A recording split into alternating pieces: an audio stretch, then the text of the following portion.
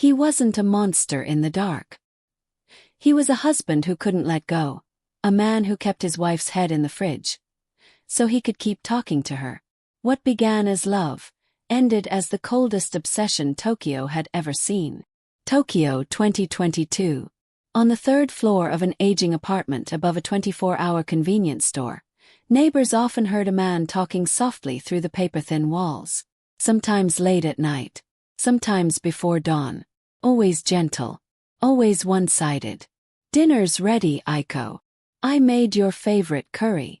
Did you sleep well, my love?" First, no one thought much of it. They assumed it was grief, a husband struggling to live after his wife's passing. He never shouted, never wept, never raised his voice. Just quiet, steady conversations that sounded almost tender. But everything changed one humid summer afternoon when a gas leak drew firefighters to the building. They forced open his door and found the apartment spotless, unnaturally cold air conditioner humming in the background. And then came the smell, faint at first, metallic and sweet, the kind that doesn't belong in a home. When they opened the refrigerator, silence filled the room.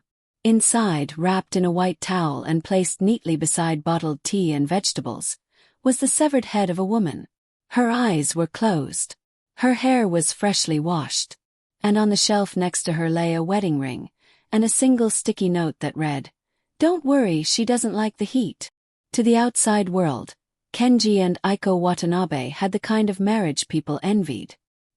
He was 41, a quiet, dependable draftsman at an architecture firm.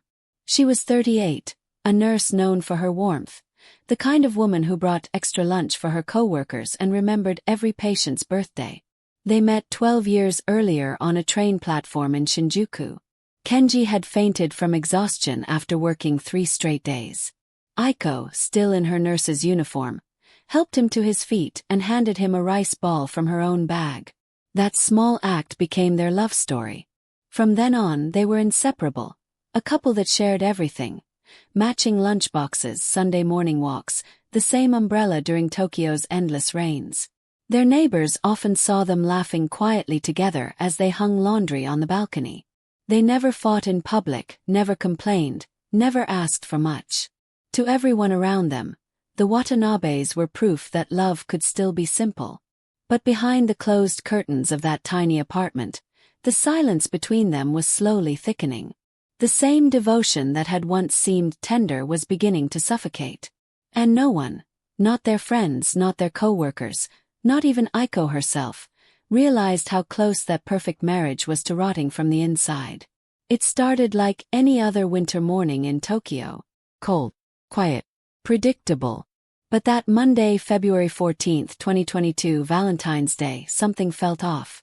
At the hospital, Aiko's coworkers noticed her absence. No call, no text, no cheerful good morning. By noon, her supervisor tried reaching her phone. It rang twice, then went dead. When Aiko didn't show up the next day either, the hospital contacted her husband. Kenji answered on the third attempt. His voice calm, almost too calm. "She went to stay with her sister for a while," he said. "She needed some time to think." Sounded reasonable. People go through rough patches. But when Aiko's sister was called, she said something that made everyone stop cold. "What are you talking about? I haven't seen her in months." Neighbors started talking. No one had seen Aiko leave. No luggage. No taxi. No sound of a goodbye. Yet every evening, the lights in the Watanabe's apartment flicked on. The faint smell of curry still drifted down the hallway. And inside, Kenji was still talking, softly, lovingly, to someone no one could hear. When officers first came to check, he greeted them politely. The apartment was spotless, curtains drawn, the air conditioner humming despite the winter chill. Aiko's slippers were still by the door. Her toothbrush still in the cup. Everything in its place, except her. The police marked her as missing by personal choice.